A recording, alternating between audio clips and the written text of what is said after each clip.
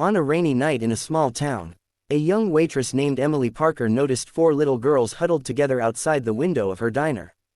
Their clothes were torn, their faces pale, and in their eyes lived the silent pain of hunger and loneliness.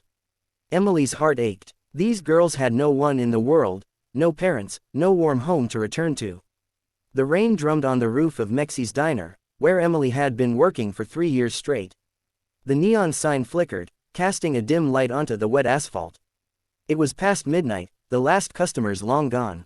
Emily was wiping tables with a damp rag, dreaming of a hot bath and warm bed, when she caught sight of movement at the window.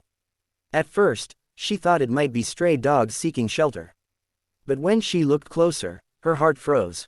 4 small figures pressed together under the awning of the building across the street. Children, girls no older than 7 to 10, in rags instead of clothes, their dirty faces framed by frightened eyes. The eldest, a fair-haired girl with a gaze far too serious for her age, clutched her 3 younger sisters tightly. Her thin arms trembled from the cold, but she didn't let go. The second girl, dark-haired with large brown eyes, quietly sobbed into her sister's shoulder. The 2 youngest, twins with curly red hair, hid beneath an old blanket pulled over their heads.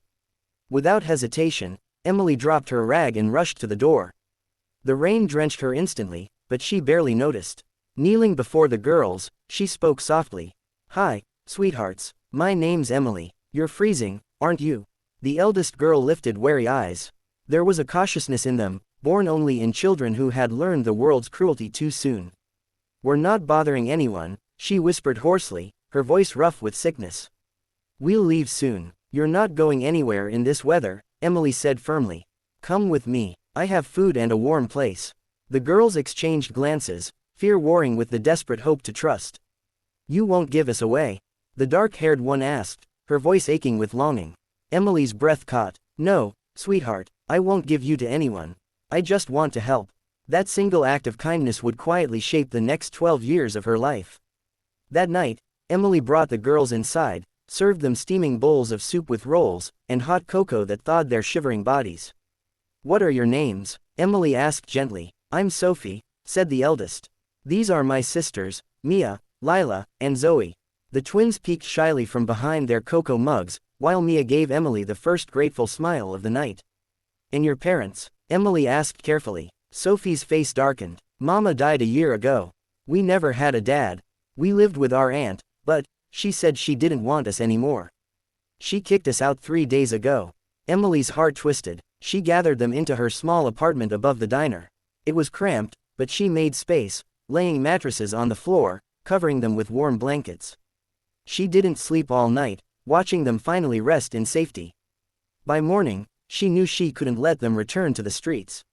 When little Zoe reached out with tiny hands and murmured, "Mama Emily," something inside her changed forever. The months that followed were a daily battle. Emily worked double shifts, sometimes 16 hours, stretching every dollar of her waitress's wage to feed, clothe, and school 4 growing girls. She lied to the school, saying she was their guardian. She stitched torn clothes by hand, taught them reading and writing at the kitchen table, and gave up her own needs for theirs. When Sophie fell ill with fever, Emily spent her last money on medicine and lived on bread and tea for 3 days. When Mia needed glasses, Emily sold the only keepsake from her mother, a gold ring. For 10 long years, Emily was their mother in every way that mattered.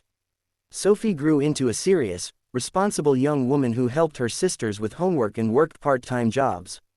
Mia proved brilliant in math and science, dreaming of becoming a doctor. The twins, Lila and Zoe, were opposites, one quiet and dreamy, the other vibrant and outgoing, but both deeply talented. Lila painted, Zoe sang. Emily was there for every school play, every parent-teacher meeting, every heartbreak, every triumph. She sacrificed her dreams without regret, finding joy in theirs. But the world wasn't kind. Neighbors whispered behind her back, mocking her for wasting her youth on children that weren't hers. "Who will care for you when you're old? They'll abandon you the moment they can." Even her boss urged her to hand the girls to social services. At times, doubt gnawed at her. On lonely nights, when she saw her peers building families, careers, and stability while she had none. But whenever a sleepy voice called out, "Mama Emily, can I have some water?" all doubts melted. She chose love every time. Years passed. Sophie earned a scholarship and became a lawyer. Mia went to medical school. Lila won an art competition and studied painting in New York. Zoe entered a music academy in Los Angeles. Emily watched them spread their wings with pride, even as her little apartment grew empty and silent. They called, they wrote, but the loneliness remained. By 43, Emily was still a waitress. Her youth was gone, her savings spent on their futures. But she had no regrets. One rainy Saturday evening, just like that first night 12 years before, Emily sat exhausted in her old chair with a cup of tea. Suddenly, the low rumble of an expensive car broke the silence. A sleek black SUV, gleaming like it belonged to another world, pulled up in front of her shabby home. A chauffeur stepped out to open the rear doors. Out came four elegant young women in designer clothes, their beauty radiant, their success undeniable. For a moment, Emily hardly recognized them, until her heart whispered the truth. Sophie, Mia, Lila, Zoe, her girls. Tears blurred her vision as they rushed toward her porch, calling out in voices full of love. Mama Emily. They hugged her so tightly she nearly fell from her chair. The scent of their perfume, the feel of their soft dresses, the warmth of their embrace, it was overwhelming. You've grown into such beautiful women, Emily whispered through tears. And it's all because of you, Sophie said, clutching her hands. You stayed up with me through exams, gave me money for books when you had nothing left. You sat in the ER all night when I broke my arm, Mia added. Even though you had work the next morning. You bought me paints when you couldn't afford new clothes, Lila whispered, her eyes shining.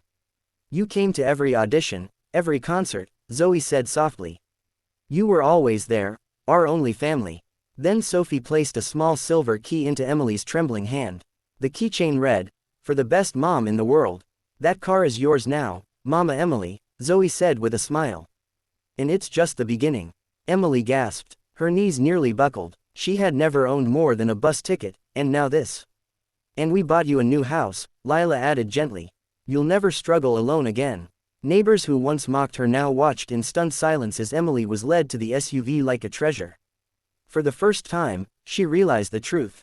Every sacrifice she had made, every night she had gone hungry, every cruel whisper she endured, had blossomed into this moment. Her love had come back to her, multiplied 100-fold. And as she held her daughters close, Emily knew she had never, ever lived in vain.